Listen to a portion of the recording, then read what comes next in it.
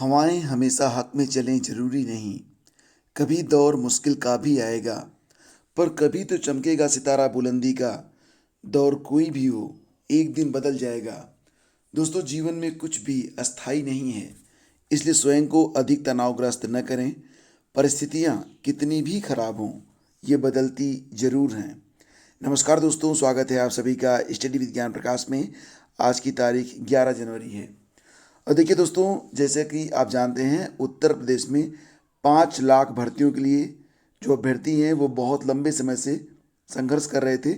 बीच में चुनाव आचार संहिता लागू हो गई, तो अब युवा मंच संयोजक राजेश सचान ने निर्वाचन आयोग से प्रदेश में रिक्त पदों पर चयन प्रक्रिया विज्ञापन की कार्रवाई न रोकने संबंधी दिशा निर्देश जारी करने का अनुरोध किया है। उन्होंने आयोग को अवगत कराया कि प्रदेश में 5 लाख से ज़्यादा रिक्त पद हैं, जो कि दशकों पहले सृजित किए गए थे। सरकार ने 97,000 प्राथमिक शिक्षक भर्ती, 27,000 TGT PGT, 12,000 LT grade, 52,000 police भर्ती, समूह ग के 40,000, बीपीएड के 48,000 पदों पर चयन प्रक्रिया शुरू करने की घोषणा की थी। ट्विटर और ईमेल के माध्यम से प्रेषित पत्र में अनुरोध किया गया है कि अगर निर्वाचन आयोग की ओर से इन प्रस्तावित भर्तियों की चयन प्रक्रिया को सुचारू तौर पर जारी करने संबंधी दिशा निर्देश सरकार व चयन संस्थाओं को प्राप्त हो जाएं, तो रिक्त पदों को भरने में और ज़्यादा देरी से बचा जा सकता है और ये भर्तियां शीघ्र ही स्टार्ट हो सकती हैं। दोस्तों, सीटेट के बारे में एक लेटेस्ट अपडेट है। और सीटीईटी की जो स्थगित परीक्षा थी, तो वो पुनः परीक्षा यानी कि इसका जो री एग्ज़ाम शेड्यूल है, वेबसाइट पर दे दिया गया है। केंद्रीय माध्यमिक शिक्षा बोर्ड की ओर से आयोजित सीटेट के 16 दिसंबर को दूसरी पाली, 17 दिसंबर को दोनों पालियों की निरस्त परीक्षा की तिथि डिक्लेयर कर दी गई है। ये परीक्षाएं क्रमशः 17 और 21 जनवरी को आयोजित होंगी। बोर्ड ने इसकी सूचना अपने वेबसाइट पर डाल दी है। और इस बार ये परीक्षा ऑनलाइन हो रही है, ये बात तो आप जानते ही हैं। तो अब आप लोग जो है ऑफिशियल वेबसाइट पर जाकर अपने एडमिट कार्ड को डाउनलोड कर पाएंगे। यूपीटीटी परीक्षा जो है वो स्थगित नहीं हुई है। इसको लेकर बहुत सारे यूट्यूब चैनल और सोशल मीडिया में भी कई अफवाहें हैं। साथ ही साथ ये भी है कि कुछ समाचार पत्रों में यानी कि न्यूज़पेपर वगैरह में भी गलत सूचनाएं प्रकाशित हो रही हैं। तो आपसे यही कहना चाहूँगा कि यूपी टेट को लेकर आप लोग बिल्कुल बेस्योर रहें।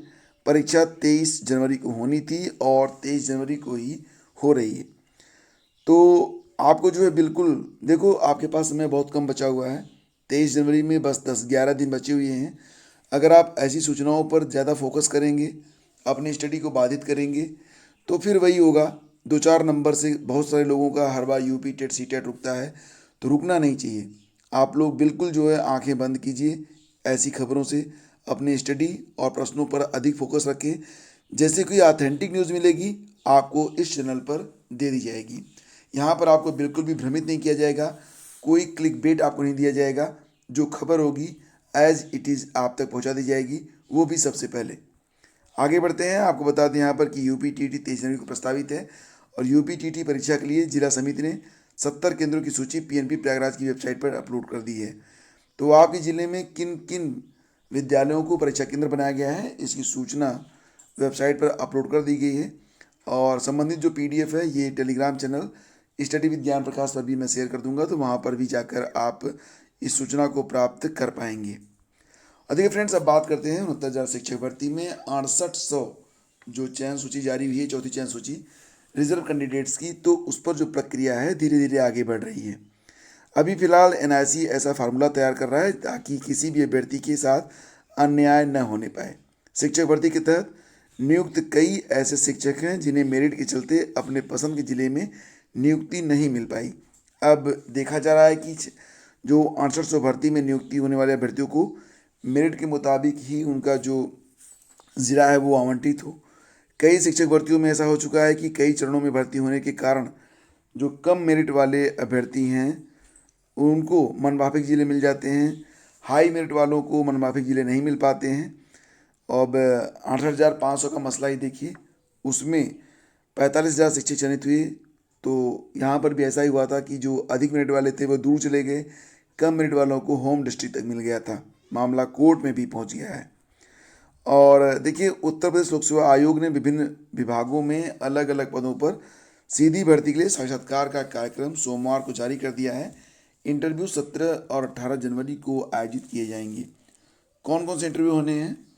चिकित्सा शिक्षा विभाग के तहत विभिन्न विशेषताओं के तहत असिस्टेंट प्रोफेसर कम्युनिटी मेडिसिन का जो इंटरव्यू है ये 17 जनवरी को होगा। कीट विज्ञानी के 2 अनारक्षित पदों का इंटरव्यू 18 जनवरी और कर्मचारी राज्य बीमा आयोग के तहत चिकित्सा अधिकारी एलोपैथ के पुनर्विज्ञापित 3 पदों का साक्षात्कार 17 जनवरी को अपराह्न 2 बजे से आयोजित किया जाएगा। आयुष विभाग में रीडर जराहत के 1 का साक्षात्कार 18 जनवरी को सुबह 10 बजे से होगा।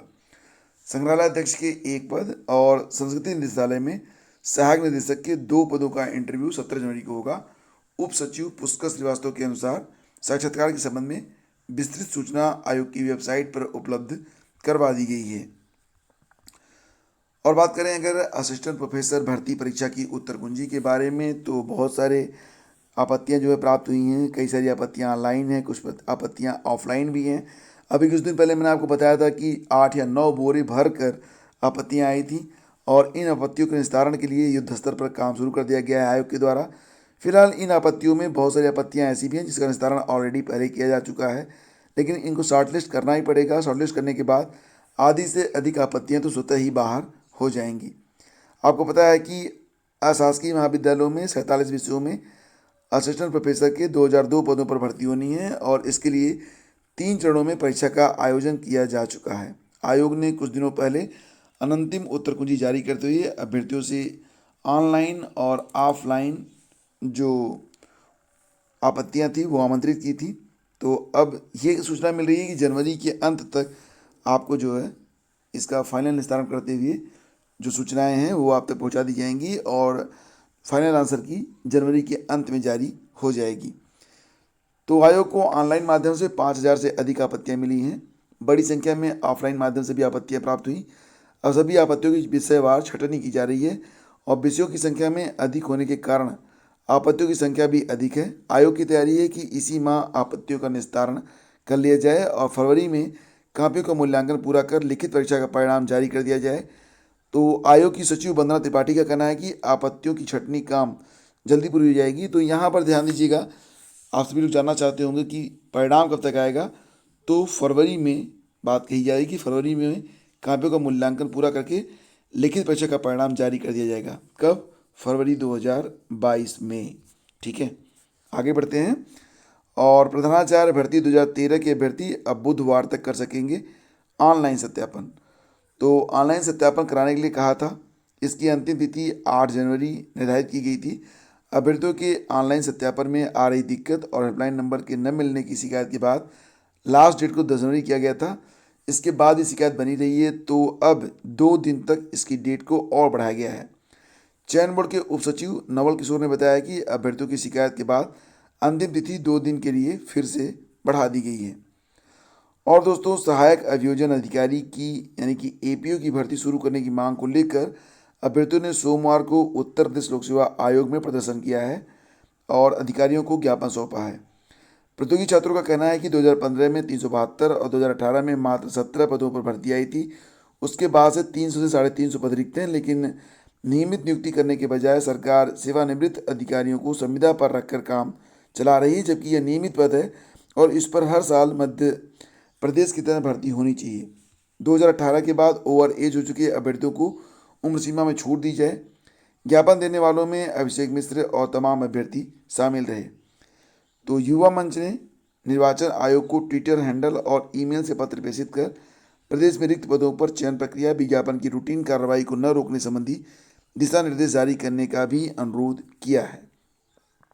कार्यभार ग्रहण करने के लिए भटक रहे टीजीटी और पीजीटी 2016 और 2021 में चयनित शिक्षकों ने सोमवार को उत्तर प्रदेश माध्यमिक शिक्षा सेवा चयन बोर्ड का घेराव किया। माध्यमिक शिक्षक संघ के प्रदेश संरक्षक डॉक्टर हरिप्रकाश यादव के नेतृत्व में प्रदेश भर से आए चयनित अभ्यर्थियों ने समायोजन की मांग रखी है। डॉक्टर हरिप्रकाश के अनुसार सचिव नवल किशोर ने बताया कि फरवरी में सभी चयनित अभ्यर्थियों का समायोजन कर दिया जाएगा। तो दोस्तों, ये थी आज की सारी अपडेट। वीडियो आपने पूरा देखा, आपका बहुत बहुत धन्यवाद। Please do like and share. शीघ्र मिलेंगे आपसे एक नए वीडियो में। और देखिए फ्रेंड्स, आपकी परीक्षाओं में बहुत सारी परीक्षाएं ऐसी हैं जो कि अप्रैल में शुरू हो रही हैं। इसलिए करंट अफेयर का वीडियो जो अपलोड होता है आपने उसे देखना बंद कर दिया है, उसे आप देखते रहें। अंतिम समय में अगर आप करंट अफेयर पढ़ना चाहते हैं तो काफ़ी मुश्किल सामने आती है, क्योंकि होता ये है कि लास्ट डेट में आपके पास वैसे भी बहुत अधिक बर्डन होता है, उस पर से करंट के जो बहुत सारे बिंदु होते हैं वो इतने कठिन होते हैं कि उनको एक बार पढ़कर आप याद नहीं रख पाएंगे। इसलिए इन बिंदुओं को बार बार देखते रहें, और इसके लिए ही आपको मैं करंट अफेयर के वीडियोस डेली अपलोड करता हूँ। तो प्लीज़ इसे देखा करें और ये आपके हित के लिए है। Thank you so much.